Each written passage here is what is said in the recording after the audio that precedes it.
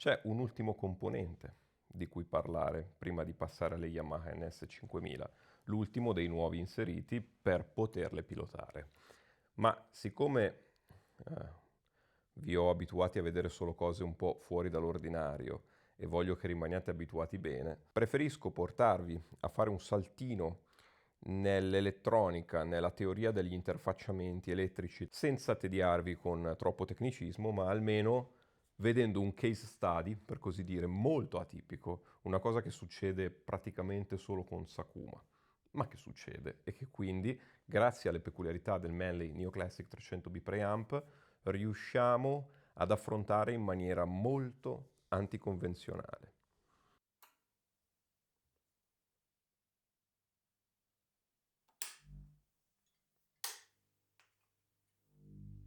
Il Manley Neoclassic 300B Preamp è un preamplificatore linea con 5 ingressi linea del tutto normali, una manopola del volume, persino un telecomando perché questa è la versione RC, quindi Remote Control, tasto di accensione, tasto di selezione ingressi. Cosa lo rende veramente speciale? È quella parolina 300B nel nome, significa che questo preamplificatore adotta dei trio di 300B nella sezione linea. Sappiamo benissimo che usare valvole di potenza in un preamplificatore linea non è una prassi adottata dai più. Ci sono anche delle ragioni per cui non viene adottata dai più, ma quello che l'esperienza anche Sakuma, ma non solo, mi ha portato negli anni a credere, anche grazie ai bellissimi lavori dell'estro armonico di Lorenzo Betti, che è un altro grande fautore delle grosse cilindrate nei motori dei preamplificatori linea. Quello che queste esperienze mi hanno portato a comprendere è che chi ha il manico di utilizzare tubi di potenza in una sezione linea e di farlo bene, riesce a ottenere dei risultati estremamente interessanti. Ma anche qui, se ci fermassimo a questo punto e attaccassimo il nostro preamplificatore Manley ai finali, ad esempio ai finali Exclusive M6 che attendono l'arrivo delle Yamaha, non faremo nulla di diverso che utilizzarlo come altri preamplificatori linea. Sarebbe diverso, sarebbe migliore o peggiore, sarebbe bello o brutto, buono o scarso, ma sarebbe utilizzato nella maniera canonica. Non faremo nulla di canonico.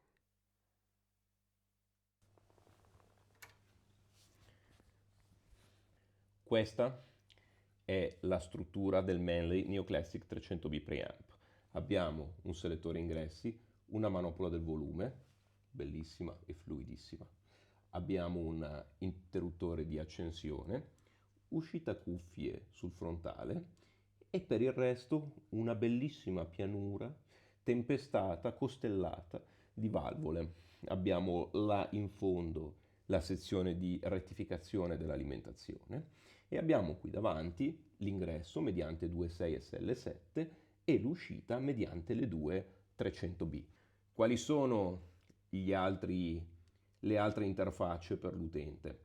Abbiamo line output versus headphones, ovvero uno switch per decidere se vogliamo usare l'uscita linea naturalmente sul retro oppure l'uscita cuffia qui davanti, a seconda di quello che ci dobbiamo pilotare, evidentemente. Abbiamo poi la possibilità di scegliere se uscire via trasformatore oppure se lasciarlo perdere e uscire direttamente dalle valvole 300B. L'uso del trasformatore è obbligatorio quando utilizziamo l'uscita cuffia. L'ultimo switch è per selezionare due fasce di impedenza delle cuffie nel caso in cui stessimo utilizzando l'uscita cuffia naturalmente, tra i 30 e i 400 ohm oppure tra i 300 e i 4000 ohm. Ora vi domandate, perché ci stai parlando della sezione cuffie? Venite con me. Questo è uno dei finali di Suzumu Sakuma. Questo capolavoro è un push-pull di valvole 845 pilotate da una 300B.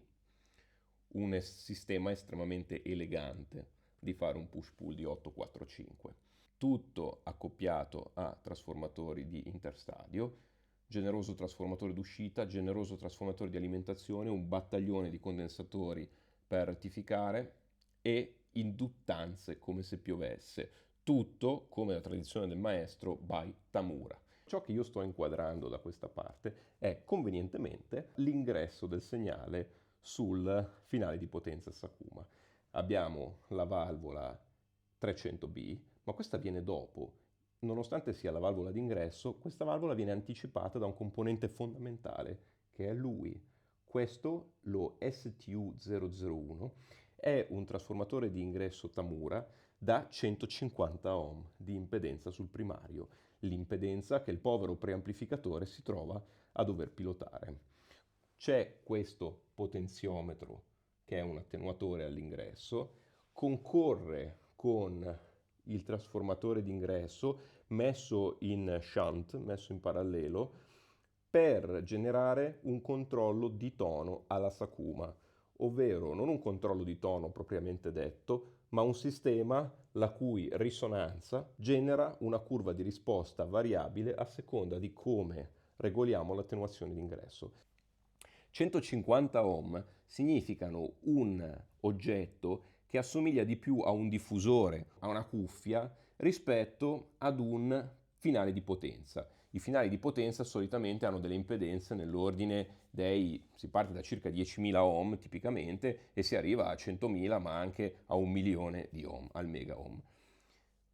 Quei valori rendono i finali di potenza pilotabili da preamplificatori normali che hanno impedenze di uscita che possono variare da qualche ohm, qualche decina di ohm, fino nei casi peggiori con le valvole 6922 in certe configurazioni, ad esempio 1000, 1200, 1500 ohm. Ora, anche un preamplificatore sfigato da 1500 ohm di uscita può pilotare facilmente un finale di potenza da 100k. Ma un finale di potenza da 150 ohm, come dicevamo prima, per un preamplificatore del genere è quasi come chiedergli di pilotare un diffusore. Ci vuole una sezione di potenza per pilotare un aggeggio del genere. Oppure, come dicevamo nel preambolo, ci vuole un preamplificatore molto diverso dalla norma, un preamplificatore con un triodo di potenza al suo interno, con un'impedenza di uscita particolarmente bassa o con una bella uscita a trasformatore. Il Manley rispecchia queste caratteristiche come le rispecchiano i preamplificatori realizzati dal maestro Sakuma. E perciò ora andiamo a vedere come possiamo pilotare questo gioiellino e il suo fratello. C'è una caratteristica che abbiamo appena citato di questo prodotto che lo rende veramente speciale per pilotare un'impedenza così bassa e vi sto parlando dell'uscita cuffia. Io ora farò qualcosa che vi farà non storcere il naso di più e invece se mi seguite nel ragionamento capirete che non c'è assolutamente nulla di poco ortodosso. Io farò così e useremo la loro impedenza d'ingresso di 150 ohm come se fossero una cuffia. Selezionerò di conseguenza l'uscita headphones via trasformatore e selezionerò la porzione di impedenze 30-400 ohm. Il gioco che abbiamo deciso di fare oggi dovrà necessariamente coinvolgere questi apparecchi. Lato Sakuma che pilota Sakuma, il Garrard 401 con il braccio Grai Research e la Denon DL102 monofonica, quindi esattamente il percorso e il setup che desiderava, che amava Sakuma. Mentre per la parte di confronto, diciamo la sfida del Manley, sarà necessario mettere in gioco questa altra sezione del nostro parco macchine. Il Technics SL 1000 MK2 con il braccio EPA 100 e la testina Fidelity Research FR1 MK2 in questo caso, e il prefono Manley Steelhead. Il prefono Manley Steelhead è già regolato ovviamente per quella testina, già impostato per come sono solito ascoltarlo nella catena stereo, che quindi farà da prefono al suo fratello linea. Ora inizieremo, come potete vedere i finali sono collegati all'uscita del Sakuma. Ho scelto un disco di Tommy Schneider e vi farò sentire la loro cover di Take 5.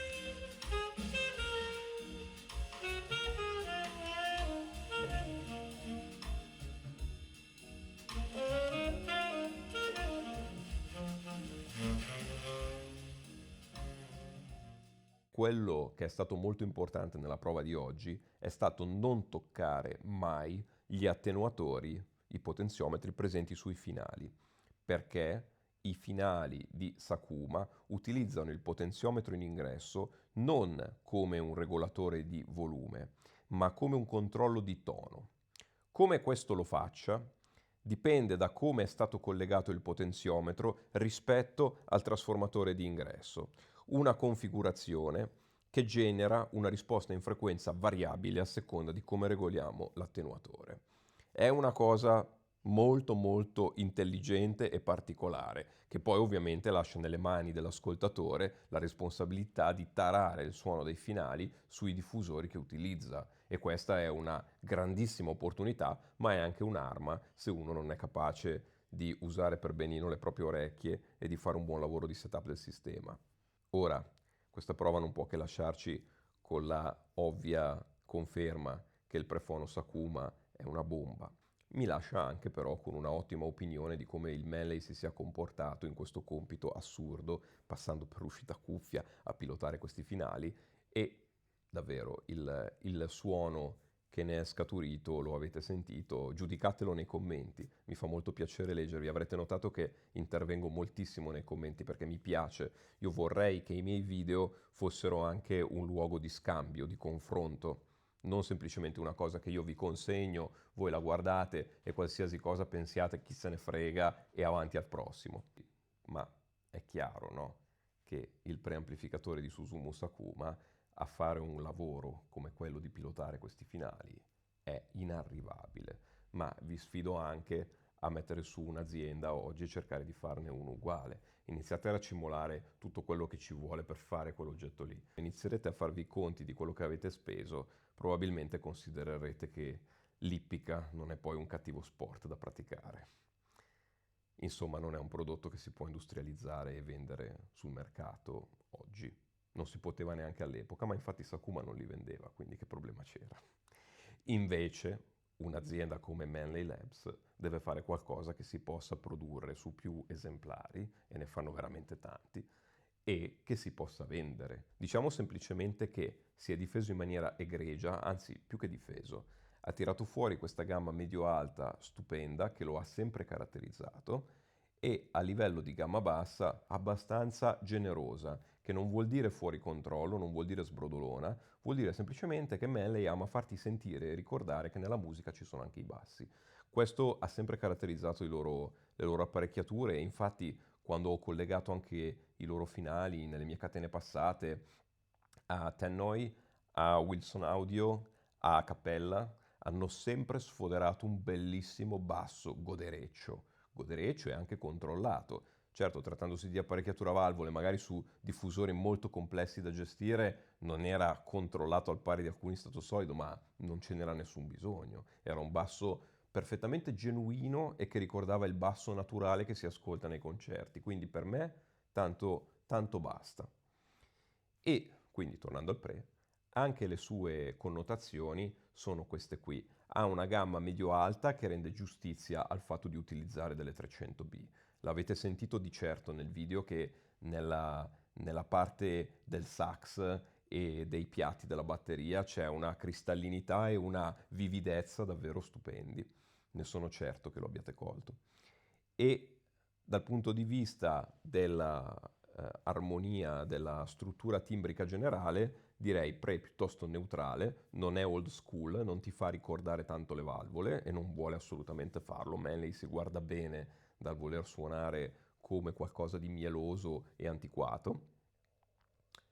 E ho anche l'impressione che la generosità di casa Manley nella gamma bassa possa essere un buon complemento a quella asciuttezza notevole che ho riscontrato negli Exclusive M6 nella puntata precedente, ma questo ce lo diranno solo le casse quando le collegherò.